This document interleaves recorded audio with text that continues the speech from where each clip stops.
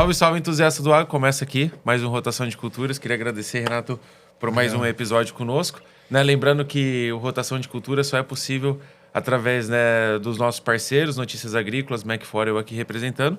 E acho que falar um pouquinho do papo hoje, o papo vai ser bom, né, Renato? A gente fala sempre com bastante executivo. A gente trouxe uma pessoa aqui que acho que vai trazer bastante insight legal pra gente falar. E é muito legal hoje, né, Diogo? Agradeço a oportunidade de estar com você aqui de novo. E é muito legal que a gente fala assim, o agricultor brasileiro, ele é muito eficiente. Só que a hora que a gente vê uma tecnologia que o nosso convidado vai trazer, fala o quanto que nós podemos ser mais eficiente ainda, né? Que se comparar o que nós usamos dessa tecnologia é muito pouco em referente a outros países, né? Então acho que essa aula de hoje aqui, essa conversa vai ser muito legal sobre isso. E eu acho que é muito legal. Outros episódios a gente falou também sobre a segurança, né? Então algumas tecnologias vêm para gerar mais segurança no campo, seja através de seguros ou através para a gente blindar a cultura de algumas coisas que a gente não consegue controlar. Eu acho que ele consegue controlar o incontrolável. Ele controla o incontrolável. Então, Ricardo, né, CEO da Netafim, Ricardo Almeida, queria agradecer a sua presença aqui no nosso podcast, né, dar as honras também para você se apresentar, mas acho que a gente já pode entrar um pouco ali conhecendo o Ricardo, né? Quem que é o Ricardo? Quando ele começou? Como você foi parar na Netafim? Né, ambições de vida aí com o agronegócio para a gente entrar nesse bate-papo. Que bom. Olá, então. Obrigado, antes de mais nada, Renato e Diogo, aí, pela oportunidade dessa prosa. E sim, já temos aí 30 anos de jornada no agro, então seguramente tem alguns temas aí que a gente pode cobrir muito bem. E assim, super oportunidade de estar com vocês. É um trabalho lindo que vocês fazem, né? E um aprendizado, né? Imagino que jornada, quanta coisa que vocês já ouviram, viram, questionaram, né? E super legal, né? Então, obrigado demais pela oportunidade de estar aqui. Espero aprender e deixar alguma coisa para a audiência aí também. Não, legal. E é até legal falar isso aí, porque realmente, né? É verdade. Eu estudava podcast, hoje eu estudo nosso, né? A gente grava podcast praticamente toda semana, né? Então a gente está toda hora se atualizando, conversando com pessoas. Mas acho que o intuito hoje é falar de você um pouco da Netafim, das soluções. Ricardo, então acho que a gente pode começar com você contando um pouquinho da sua história, da sua trajetória, né? Nesses longos 30 anos de agricultura. Deixa eu aproveitar um pouco, né? Claro. E acho que você vai contar muito sua história, né? E nós nos encontramos nas vidas passadas trabalhando com empresas de químico, né? E eu queria saber um pouco de você, como foi essa migração, né? De uma venda, de preparar um time para vender uma solução que você aplica e fica lá, para uma venda que é perene, né? Que é com projeto. Como foi essa mudança na sua trajetória aí? Que deve ter sido uma mudança 180 graus, né? É uma mudança grande. Não, mas deixa mais para o final, eu conto sim, porque eu acho que aí já dá para endereçar todos os temas do momento atual, da Netafim, né? E isso veio já na segunda parte da minha carreira, né? Eu entro no agro... bom, de verdade, é até difícil a gente explicar, porque eu nasci no Rio Grande do Sul, numa cidade que chama Garibaldi, tradicionalmente de produtores de uva, né? E alguma coisa de horticultura. E por estar na zona rural e ver aqueles caminhões indo por Ceasa todo dia entregar tomate, verdura, acho que foi meio natural essa conexão e o endereçamento e o caminho. E aí se foi já um ensino médio dentro de um curso de técnico agrícola e daí para a faculdade de agronomia fica quase que natural. Então, dentro dessa jornada de agrônomo, eu tenho assim a maior parte dela dentro dessa indústria de insumos, né? Comecei com fertilizante. E para vocês que vibram com o marketing do dia a dia, a IAP Fertilizantes, né? E a IAP tinha um slogan na década de 90, matador, que era o fertilizante do pai. Tão simples quanto isso, né? Então esse trocadilho era o que marcava aquela empresa naquele momento, né? E esse início de desenvolvimento de mercado, contato com revenda, foi algo que eu curti, gostei e decidi ficar por aí. E aí foi um processo natural de migração para outras empresas, aí já migrando para a indústria química, de agroquímicos, onde se passaram muitos anos. É uma indústria de muita oportunidade profissional, você pode migrar para diferentes regiões do país. Eu comecei no Sul, mas em algum momento da minha jornada eu fui para o Cerrado. Fiquei 10 anos no Cerrado, em diferentes locais, de Mato Grosso a oeste da Bahia. E depois, já na fase seguinte, vim para São Paulo e aí, que é onde estão normalmente os escritórios das empresas, já combina um pouco mais com os cargos de gerência média acima, liderança, né? E E aí se foram quase 20 anos, aí, maiormente, entre agroquímicos e um pouco de semente no meio, enfim, até vir essa mudança para o segmento de irrigação aí. Legal. Pode. Não, Ricardo, e assim, até antes de falar do mercado, e como que é o tamanho do mercado, a oportunidade do Brasil para uma empresa de irrigação, né? Porque você é uma empresa israelense que lá é 100% do mercado, quase é todo. No Brasil, qual que é a dimensão desse mercado, né? Eu sei muito do mercado de químico, do mercado de tratores, mas do mercado de irrigação eu não faço nem ideia qual que é o tamanho desse mercado e a oportunidade que tem isso daqui, né? A oportunidade é gigante, porque hoje você tem 8 milhões de hectares irrigados sobre 80, 85 total plantados. Agora, isso é pouco ou é muito? Depende se a gente olha para o retrovisor ou olha para frente. Então, a gente tem que entender que, para entender o tamanho de mercado e, sobretudo, as oportunidades que ele tem, por que a irrigação é um produto nobre e passou a ser uma prioridade de agora para frente? Porque, por diferentes razões. Eu acho que a primeira é que o Brasil já fez o básico da agricultura. A genética já está no nível bom, a transgenia já entrou, as máquinas nem se falam, IoT, gestão, nutrição, químico, biológico e tudo que passou por aqui nessa cadeira, muitos líderes e representantes que protagonizaram excelentes projetos aí nas últimas 2, 3 décadas. Então, feito esse básico, o que mais que pode ter um impacto? Então, tem alguns aspectos que ajudam a isso se tornar uma realidade. Um deles é o custo da terra. A terra saiu em dólar, 3, 4 mil dólares há 3 décadas atrás para 30 mil dólares hoje. Então, ela possibilita um investimento em capex maior. Um segundo aspecto é o tema de ESG, né? Que talvez aí de uma década e meia para cá, ele fez parte do nosso cotidiano. E, de alguma maneira, a água é um produto 100% conectado com as boas práticas, o seu uso eficiente. Então, isso fez com que ela começasse a fazer parte da agenda, né? Do produtor, dos eventos do agro, etc. E eu acho que um terceiro ponto tem a ver com as mudanças climáticas em si, né? Essa irregularidade de chuvas, 1 grau e meio a mais de temperatura média, causa um dano muito grande na produção. Então, isso tudo somado criou um ambiente para que o produtor passasse a pensar, analisar e ver, bom, e aí, como é que é ser irrigante? É para mim? Não é? É o meu momento? Enfim, então, acho que isso aí tudo está dando um pano de fundo muito legal para a irrigação. Legal. E aí, deixa eu trazer um ponto, porque hoje você trouxe mais ou menos 10% da área irrigada hoje. E quando a gente trabalha sobre culturas, como que representa? Porque a gente tem diversos modelos hoje de irrigação, né? Nós temos uma irrigação já microgotejamento, a gente tem pivô central, né? Como que é hoje a divisão desse share, né? Entre os diferentes modelos de irrigação e entre os diferentes modelos de culturas, né? Em diferentes culturas, como que isso se diferencia? Uma maneira simplista, se a gente traçar um risco no Brasil, saindo lá de Fortaleza, cortando pelo Brasil Central e descendo para o sul, o que está à direita do mapa, você tem culturas mais conectadas com horticultura, a própria boa parte da cana, o café, a laranja. São culturas que já abraçaram a irrigação há muitos anos e ainda tem um espaço, mas já estão num caminho bem adiantado. E no lado esquerdo do mapa tem o cerrado, que veio se desenvolvendo justamente nessas 3, 4 décadas e que se desenvolveu mais conectado ao pivô central como ferramenta de irrigação. Então, por um lado, se o gotejamento, a microaspersão, os canhões se localizaram no lado direito, pensando na geografia, os pivôs no lado esquerdo. Então, eu brinco que nós somos irmãos, né? Ambos são irrigantes, mas eles se adaptaram ao longo do tempo em ambientes diferentes, né? Um em culturas mais de especialidade e outros em culturas de escala, né? De commodities, mas com grandes áreas aí. Ricardo, e para Netafim, assim, como que é o acesso, né? Nós conhecemos muito bem o acesso tradicional. Como que funciona o acesso ao mercado da Netafim se é venda direta, se é distribuição, cooperativa, e como que é o profissional que vende isso? Ele tem que ser um projetista, ele pode ser um agrônomo, como que... Porque para mim é um modo de vender muito diferente, né?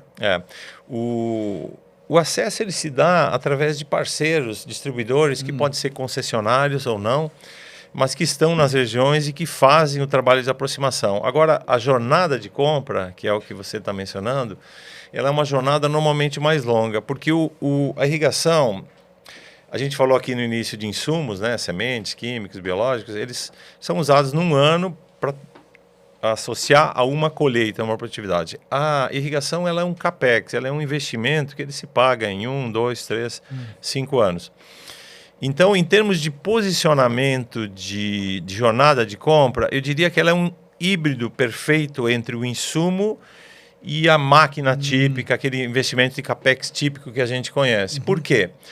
Porque ele tem um pensamento por trás dele, você tem uma preparação para se tornar um irrigante, que é identificar uma fonte de água, obter uma licença, ter energia elétrica para bombear a água, fazer um investimento financeiro, obviamente. Depois você tem no meio um período de negociação, e aí você já adiantou, é um projeto, portanto ele tem que ter um desenho, um desenho com base na sua captação, com base na sua cultura, um desenho geral que acaba sendo personalizado para cada fazenda. E depois você tem um processo de instalação, que pode levar 1 mês, ou 3 ou 4 meses. E depois você tem um processo de acompanhamento, de pós-venda, onde vem a expectativa de colher os frutos, seja por aumento de produtividade ou por outro. Então, ele é um processo que facilmente, essa jornada, pode ir de 6 meses a 2 anos. Né? Mas que... Da geração do lead até a efetivação, uns 2 anos de Exatamente. paciência. Duro, né? Exatamente. Mas ele é um projeto estrutural, então ele é uma obra, né? A gente acaba fazendo um amigo, um produtor na fazenda. Por quê? Porque você entra dentro da vida, entra com equipes de funcionários, você faz obras de engenharia civil, você faz uma casa de bomba, você distribui a água. As equipes acabam usando o refeitório, muitas vezes o dormitório da fazenda, porque permanecem aí, às vezes, em algumas cidades, aí, alguns meses, semanas ou meses. Então, cria uma intimidade muito grande. E o irrigante, ele normalmente tem por característica começar com uma área partidária total. Especialmente, nós temos dois tipos de culturas. Uma que nasce irrigada, que o projeto já contempla a irrigação, e dependendo da região que ela está, da evapotranspiração, e tem a maior parte no Brasil, que é o caso do Brasil hoje, que é a conversão de um produtor que tradicionalmente fazia em sequeiro para a irrigação. Então, quando ele vai converter a área, ele começa com 10%, 20% da área, testa, aprende, treina, né, educa um time interno para trabalho e depois expande. Né?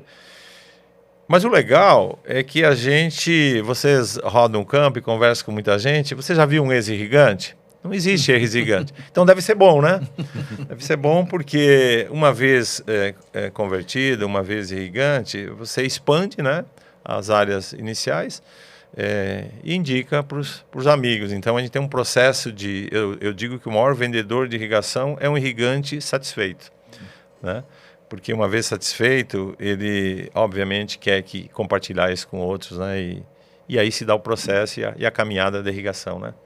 Legal, Ricardo. Acho que um ponto ali eu trouxe na pergunta ali. Hoje desses hectares... Dos 8 milhões de hectares. Dos 8 hectares. Quanto que está dividido em pivô e depois em microaspersão? Aspersão, você tem uns 3 milhões de hectares em cana, mais ligado ao canhão. Você tem entre 2.800 a 3 milhões de hectares de pivôs.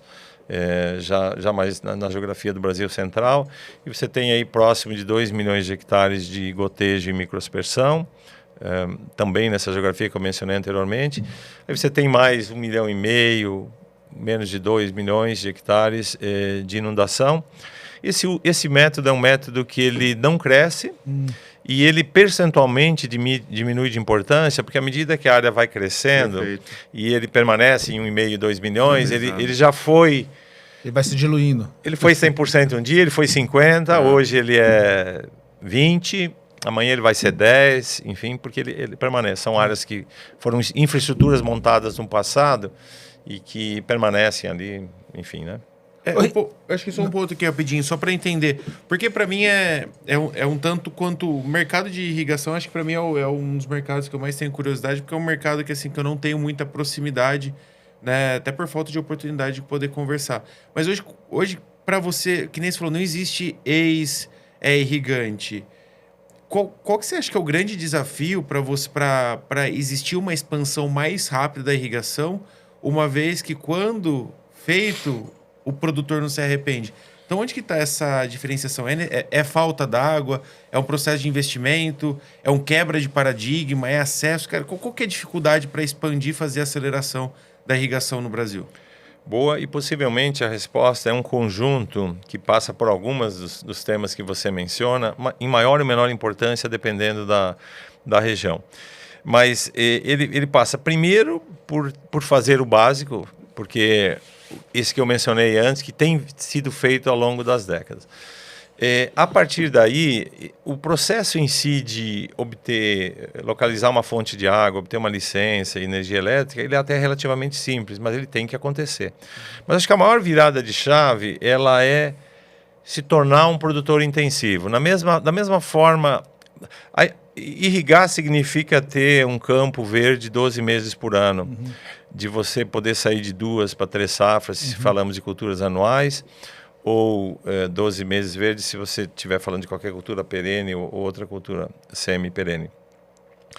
E na vida, a gente tem os colegas que correm 5 quilômetros, tem os de 12, tem os de 20, tem os maratonistas de 42. É saudável, é bom, mas nem todo mundo quer ser um maratonista. Você decide parar no meio e dizer, estou muito bem com isso daqui. Eu acho que na agricultura é mais ou menos isso.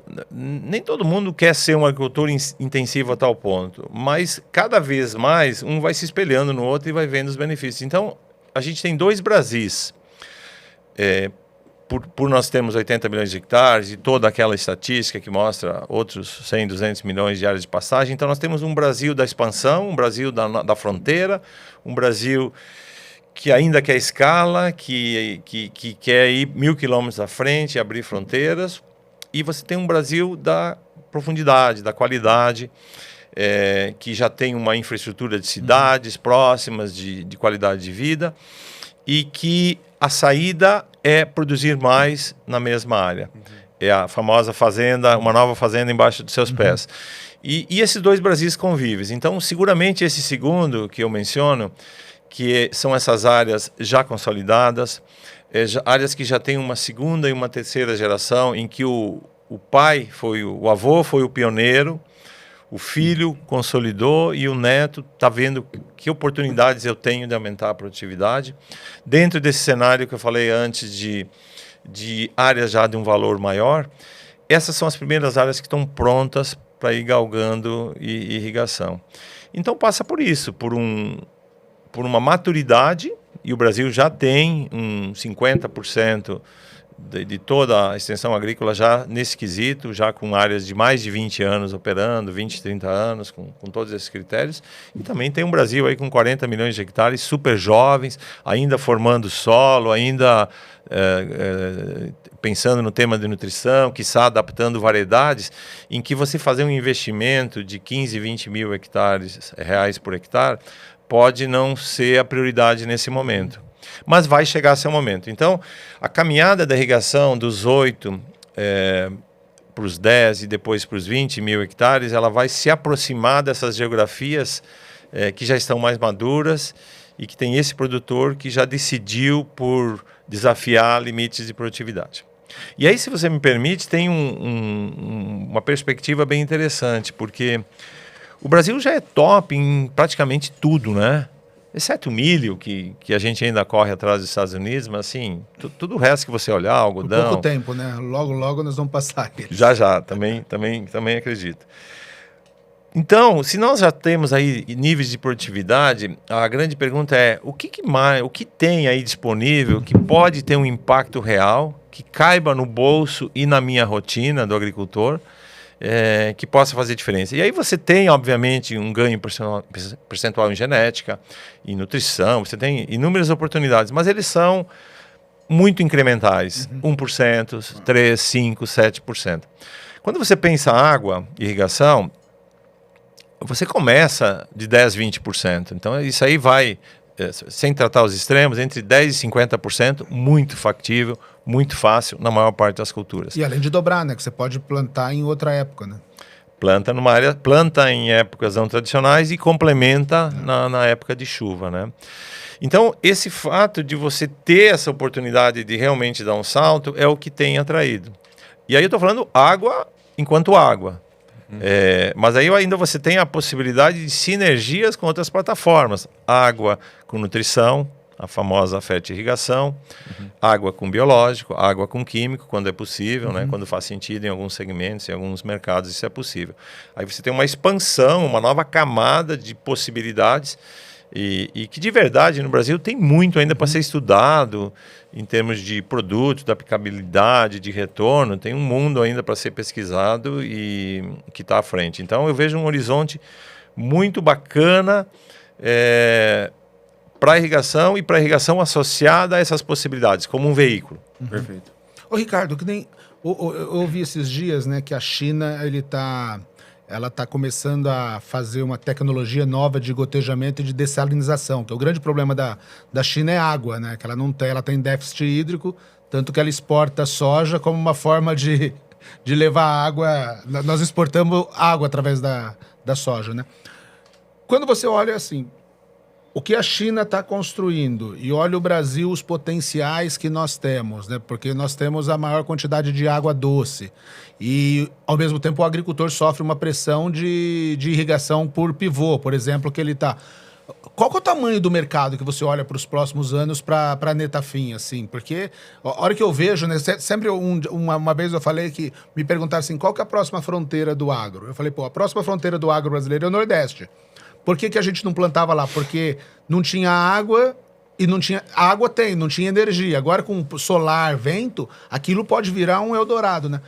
Quando você olha assim, tudo que está acontecendo no mundo e olha o Brasil, cara, qual que é a expectativa?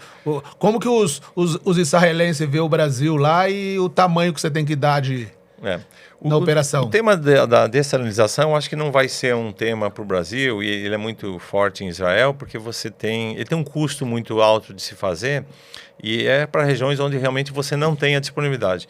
Como você menciona, o Brasil tem uma ampla disponibilidade, seja via rios ou via lençol freático, que a gente acessa através de poços artesianos. Então, diante dessa disponibilidade, agora a gente precisa da energia. E a energia no ambiente rural, ela foi bastante limitada ao longo dos anos. Continuamente a gente tem projetos que estão levando energia, mas seguramente a chegada dos painéis solares nos últimos 5 anos e também o uso do vento tem abrido possibilidades que não existiam. E aí...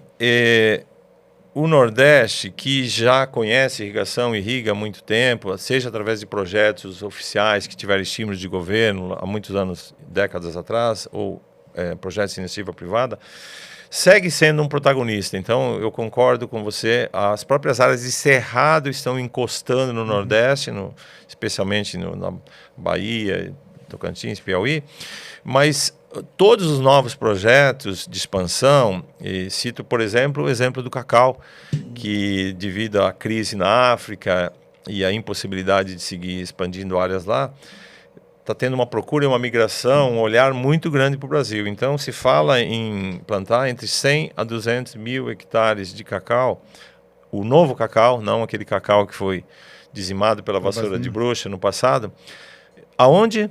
em algum lugar a partir do Nordeste da Bahia. Pode ser até aqui em São Paulo, talvez nas áreas não frias, né? Mas esse novo cacau ele nasce irrigado, 100%. Então você precisa de muda, de irrigação e de um solo para proteger. Abaixo de sol, com alta tecnologia, buscando 3 toneladas por hectare. E isso só é possível com irrigação. Né? E aí o Nordeste volta a ser um protagonista nisso, porque ainda dispõe de uma quantidade de terras a um custo razoavelmente baixo. Existe uma disponibilidade de água que tem que ser trabalhada, conduzida até os projetos, mas existe. Mas ele tem o sol, né? Ele tem as 10, 11 horas de sol por dia, 350 dias por ano, que possibilita transformar isso qualquer cultura em algo muito produtivo, né? Legal. Então é isso aí. Legal.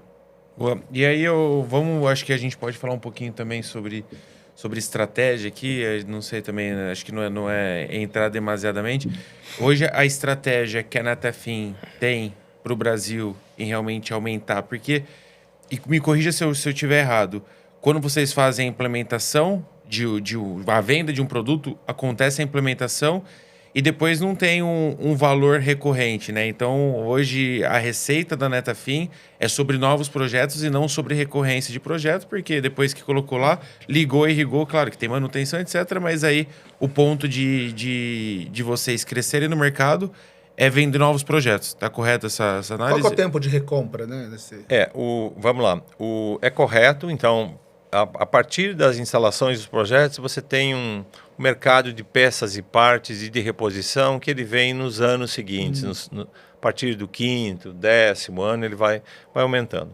E você tem a entrada de novos projetos. Então, a grande fonte de receita, ela vem da entrada de novos projetos. Então, anualmente, se existe uma implementação simultânea ou direta ou através de distribuidores de centenas de projetos nas mais variadas culturas, e é daí que vem 70% da receita e 30% vai vir da manutenção dos projetos anteriores. E o tempo de duração, longevidade no projeto, ele varia de meses, no caso da horticultura, onde você faz um projeto para uma safra, 2 safras, 6 meses, 4 meses, e depois muitas vezes migra, né, de local até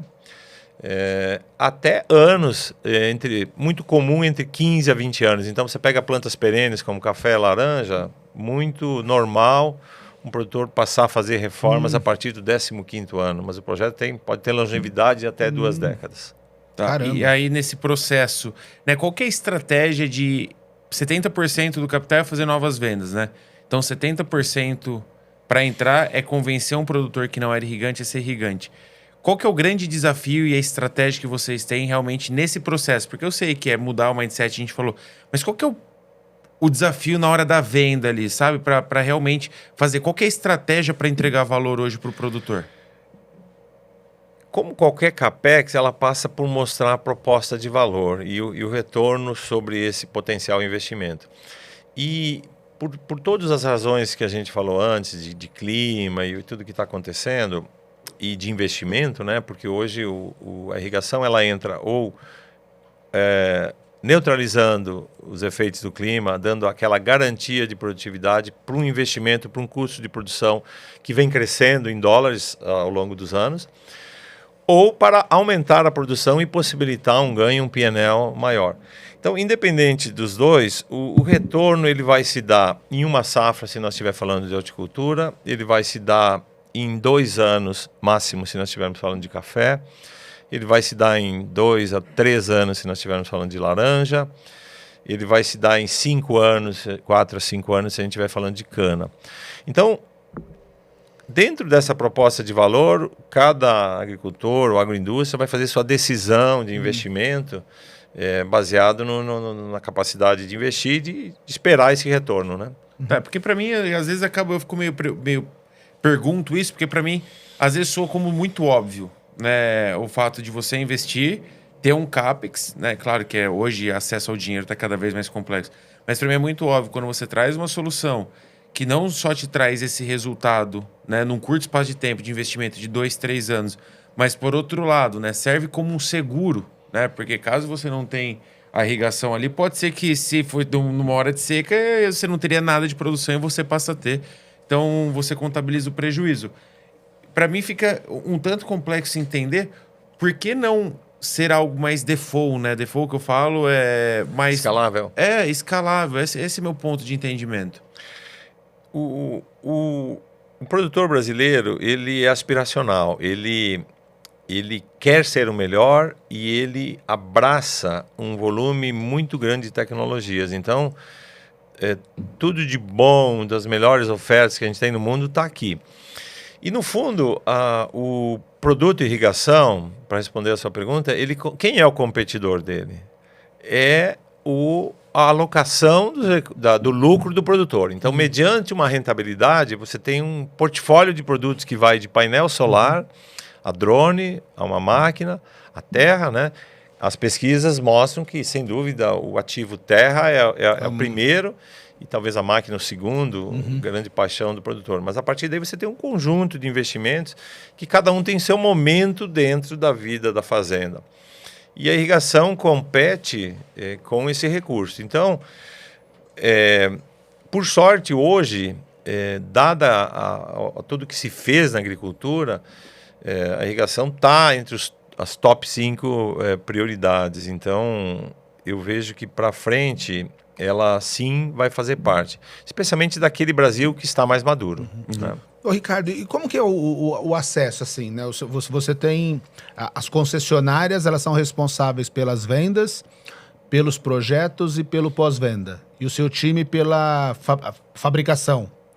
E outra pergunta, assim, o quanto que evoluiu em termos de tecnologia a irrigação hoje no Brasil, com uso de dados, sincronização de estações meteorológicas? Como que vocês estão trabalhando para todas essas coisas que estão chegando? Porque é o que você falou, acho que assim, a hora que a gente olha as tecnologias, né, de genética, de máquina, nós estamos chegando num ponto meio de equilíbrio entre custo-benefício. Mas irrigação eu vejo que tem um universo aí para crescer, né?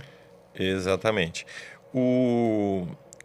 Bom, nós como fabricantes, a gente obviamente que tem que estar conectado a um grupo de distribuidores num país continental como o Brasil. Então a gente opera com cerca de 100 parceiros. 100 parceiros, são concessionários também. Tendo metade disso, um grupo com áreas fechadas e com um investimento maior como concessionário, onde você tem o desenho e a instalação local. Então, esses parceiros, o que não envolve esses parceiros são a agroindústria, especialmente laranja e cana, que opera direto, e aí não é só todos os insumos, enfim, não é diferente com a irrigação. Então, para essa agroindústria que atende direto, a gente tem uma equipe própria de desenho e de instalação e o uso de mão de obra de terceiros para fazer o trabalho de campo. Mas a distribuição, ela segue um conjunto de guidelines, de diretrizes, de hidráulica, de materiais, enfim, para a concepção dos projetos. Isso é certificado anualmente, o que garante a qualidade da instalação em qualquer CEP do Brasil agrícola aí. E como isso se dá e como isso vem evoluindo no tempo. Porque a hidráulica em si, a condução de água, é um sistema muito antigo, mas eu acho que a grande pegada da irrigação é a digitalização, né?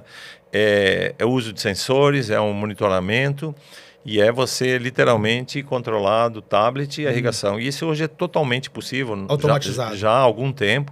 Então você tem uma quantidade de sensores muito grandes no campo, que faz tanto a leitura de dados existentes como preditivos, né? Associados a softwares, você consegue, obviamente, com previsões do tempo e de pluviometria, estimar volumes a irrigar.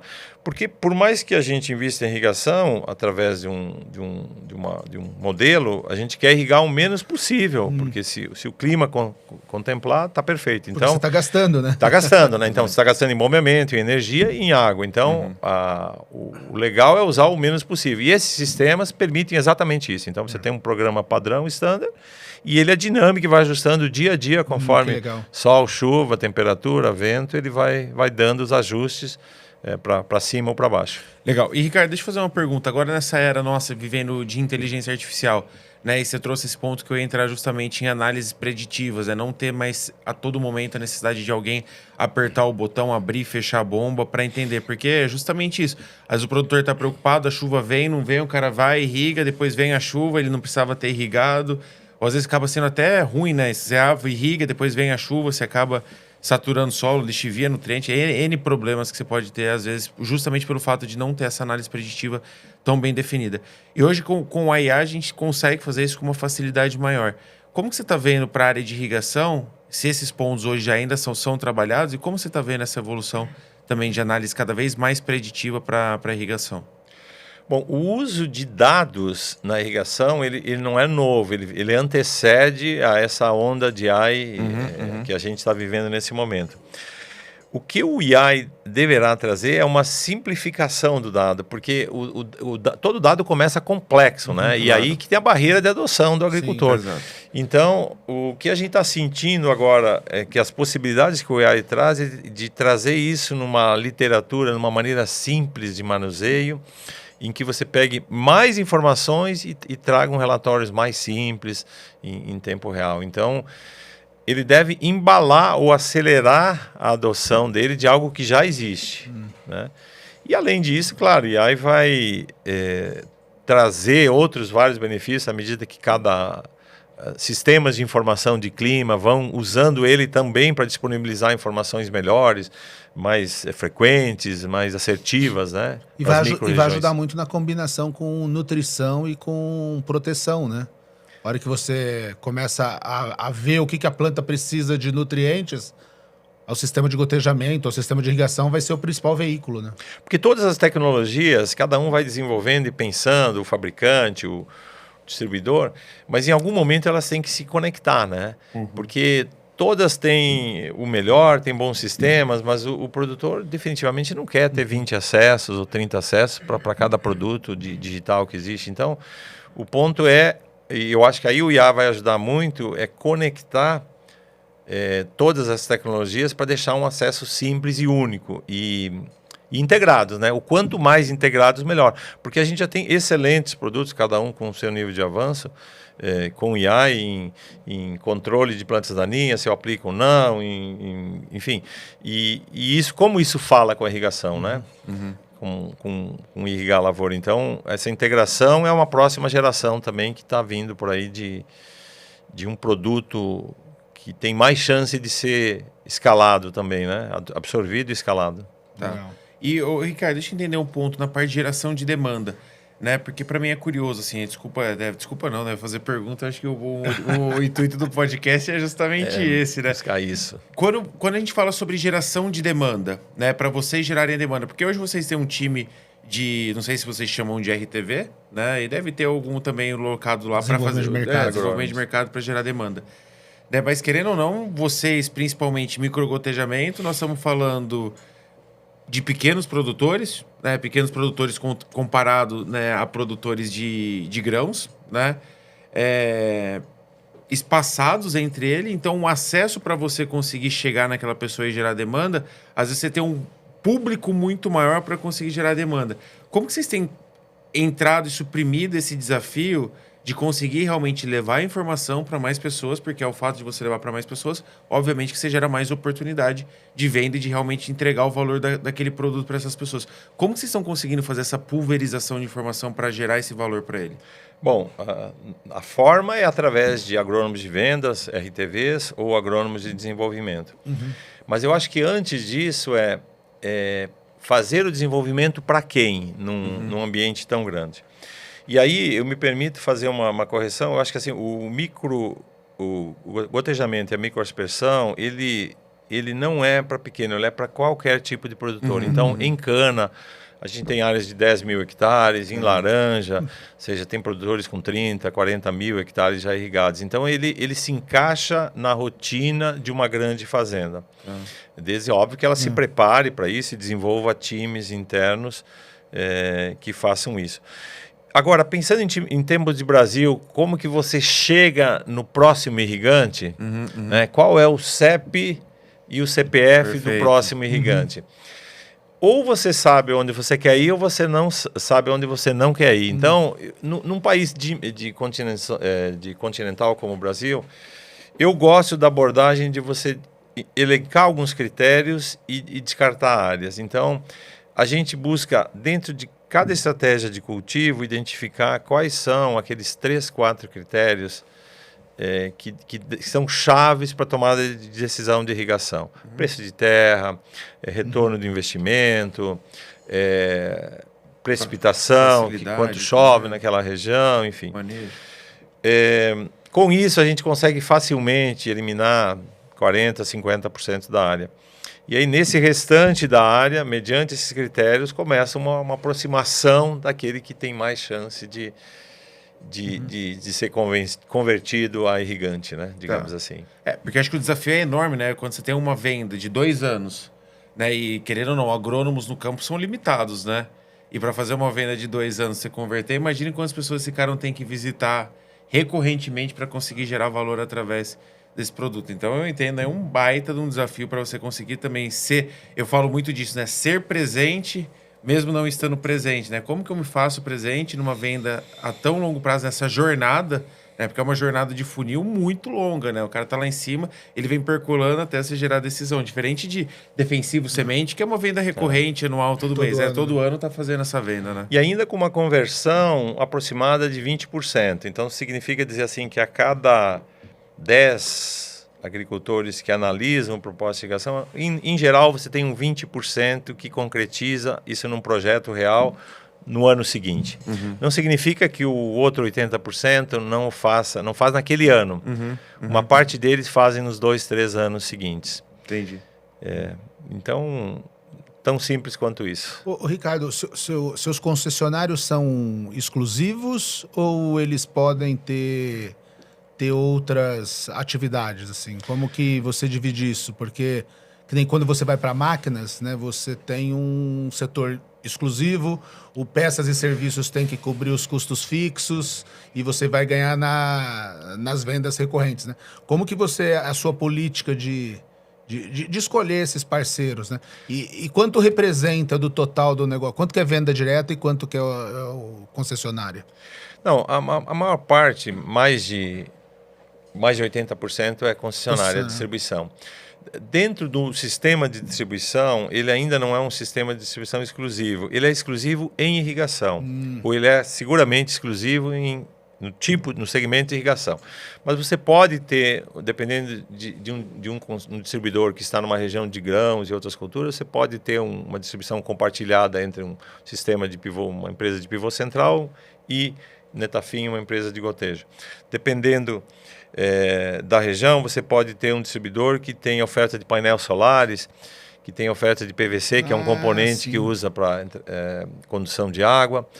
Você pode ter, eventualmente, apesar de não ser comum, distribuidores de insumos, mas você tem distribuições de bombas, elementos afins de irrigação, ou elétrica, ou solar, ou outros tipos de produtos que normalmente fazem parte. Age muito mais como tipo um representante, né? Você não tem uma política de distribuição que você tem as suas lojas exclusivas, franqueadas. Ele é mais misto, né? Mas ele pode ter sim uma área definida, uma área para atuação definida, com um potencial identificado, obviamente com metas de trabalho, com rotinas de gestão e normal como qualquer sistema fabricante e distribuidor. Tudo isso existe. Legal. E assim, acho que a gente está chegando, né, para a última pergunta aqui, Ricardo. Queria entender como que você vê o cenário de irrigação comparando os 10 últimos anos com os 10 próximos anos. Queria entender um pouco dessa sua projeção. Cresceu nos últimos anos, mas a tendência é crescer mais. Como que vocês estão vendo essas projeções de crescimento, analisando, né, como se fosse um período sobre outro período? Eu vou definir o tempo por décadas. Então, se a gente pegar a década... E aí eu falo de todos os sistemas, é uma estatística que a gente gera dentro da Câmara de Irrigação da BIMAC. Se a gente pegar os anos de 2000 a 2010, a gente teve aí 150, 200 mil novos hectares por ano. Se a gente pegar a década de 2010, a pré-pandemia, 2020, esse número já foi para 250, entre 200 a 300 mil novos hectares anos. A partir de 19 e 20, nos últimos 5 anos, esse número já passou de 400 mil novos hectares por ano. Então, aquilo que eu mencionei lá atrás, quando você olha para o retrovisor, você vai ver uma crescente.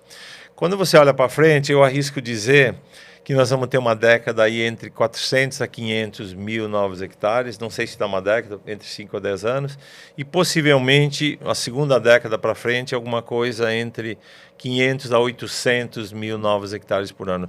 Porque cada vez mais, seja pela expansão dos já irrigantes, cuja base vai aumentando, ou pela entrada de novos, esse número ele tende a ser maior. Então, ele é uma perspectiva positiva. Se a gente colocar isso numa conta, isso aí pode gerar 15 milhões de hectares novos em 20 e poucos anos. É quase dobrar lá o que tem hoje. Pode dobrar com potencial real, considerando disponibilidade de água, disponibilidade de energia e de recursos também. Legal. Boa. Acho que para fechar, mais uma pergunta que vai ser bem curtinho. Cara, eu falo pro Diogo que ele me deu a chance de ser palpiteiro mora agora, né? Eu não tô mais do lado de executivo, eu fico palpitando e fico olhando movimentos. E uma das coisas que eu admiro muito na Netafinca é a cultura forte que você estabeleceu lá. Eu queria saber, assim, para terminar, né, para ser um motivo... Cara, como que você estabeleceu essa cultura forte? Qual que é a rotina de CEO que você levou, que fez essa empresa, assim, né, ter essa cultura forte de resultado, de buscar inovação? Eu vejo muito o que vocês estão fazendo com o cacau, de trazer uma alternativa para o agricultor. E não é uma coisa isolada, né? Parece que tá impregnado em todos os seus colaboradores. Eu sempre falo, né, que cultura é o que as pessoas fazem quando você não está presente, né? O que foi rotina que você, mesmo viajando direto, você mantém essa cultura forte de inovação, de fazer, de superar a expectativa, né? Que eu vejo um pouco do que você está entregando aqui. Eu, como executivo, aí falando um pouco de liderança, de crenças e de práticas executivas, eu acho que eu tentei trazer para a Netafim tudo que eu aprendi nos meus 20 e poucos anos anterior. E se tem uma coisa, muito mais que ser agrônomo, se tem uma coisa que eu me orgulho da jornada anterior, é de ter visitado centenas de revendedores, centenas de cooperativas e centenas de fazendas. Então, quando você conhece o consumidor final, conhece esse consumidor nas diferentes geografias do Brasil, onde ele está, pensar em como colocar, fazer chegar um produto, fazer chegar bem, fazer chegar da maneira correta, não é tão difícil. Então, o que a gente está implementando na Netafim é uma dinâmica de sair de uma indústria que era um pouco mais passiva, que recebia um pedido, uma ordem, né? Eu brinco que um produtor assistia um Globo Rural lá domingo de manhã e via lá alguma coisa de irrigação e na segunda-feira ele saía procurar. Quem que vende irrigação? Onde que eu acho isso aqui? Então, a gente tem que estar disponível, tem que estar no lugar certo, tem que estar próximo do agricultor, tem que estar se movimentando para ele sentir, tem que estar apresentando propostas de valor, tem que estar junto com parceiros regionais que conhecem a dinâmica de cada região, tem que ter uma estratégia interna.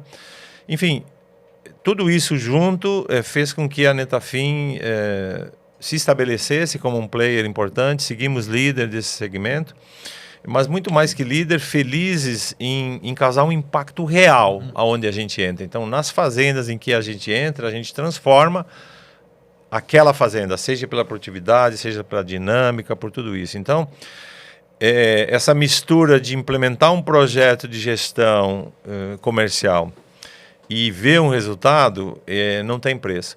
E assim, a gente falou de várias coisas, mas o tema irrigação ele é muito conectado com sustentabilidade, né? Legal. E eu escutei o Fava falar essa semana do conceito de sustentabilidade com rentabilidade.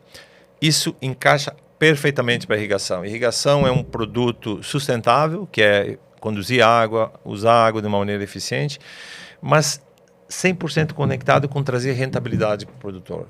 O retorno dela se dá de 1 a 5 anos, dependendo da cultura. Então, você saber que você causa um impacto, que você tem um benefício muito grande e que isso aí gera receita, é muito legal. Então, a gente trabalha todo dia com a certeza que está deixando um legado. Legal. E essa empolgação tem transformado e realmente a gente tem tido anos muito positivos e de crescimento no Brasil e esperamos que isso siga, né, por muitos anos mais. Legal, mais sucesso ainda. Boa, beleza. Ricardo, acho que nosso tempo passou aqui um pouquinho, né? Mas papo muito bom, a gente costuma, né, delongar um pouco mais. A gente fala todo episódio, né, dessa paixão que a gente tem pelo nosso setor. E a gente fala isso de forma, né, empolgada, porque realmente eu acho que é o que move a gente, não só como profissional, mas como pessoal também. Renato, agradecer você também. Ainda mais um setor que nós não conhecemos muito, né? Exato, fica mais curioso, fica curioso, fica perguntando. Mas, de novo, Ricardo, obrigado pela oportunidade, obrigado por ter saído lá de Ribeirão, estar presente aqui com a gente. né? Conseguir dividir um pouco também com a audiência, que às vezes que eu acredito que muitas das vezes as pessoas que estão dentro da cidade, que às vezes estão vendo o programa, não tem muita noção do que acontece, né, dentro de uma irrigação. Eu acho que é legal até não só para essas pessoas, mas também para as pessoas que sabem e saber um pouco mais, né? Às vezes tem uma impressão só de grandes culturas, que era como eu tinha, né? Na faculdade eu aprendi só grandes culturas, né? Mas é legal aprender. De novo, Ricardo, obrigado pelo seu tempo. Renato, obrigado. Obrigado. E agradecer toda a audiência que esteve presente com a gente aqui nessa sexta-feira, às 5 horas da tarde, quase finalzinho de tarde, quase 6 horas aqui. Então, agradecer a todos vocês que estiveram presentes. Lembrando que não seria possível sem o Notícias Agrícolas, a Mac4 conseguir trazer tantos convidados de peso, né, aqui dentro do estúdio. E se você não conseguir assistir o episódio inteiro, né, saiba que vai estar aqui na home do Notícias Agrícolas, no perfil da Mac4, no Spotify ou no YouTube e também no meu Instagram ali, junto com o do Renato, falando um pouquinho para vocês ao longo da semana sobre rotação de cultura. Então, mais uma vez, obrigado, boa tarde, bom final de semana a todos vocês. Até mais.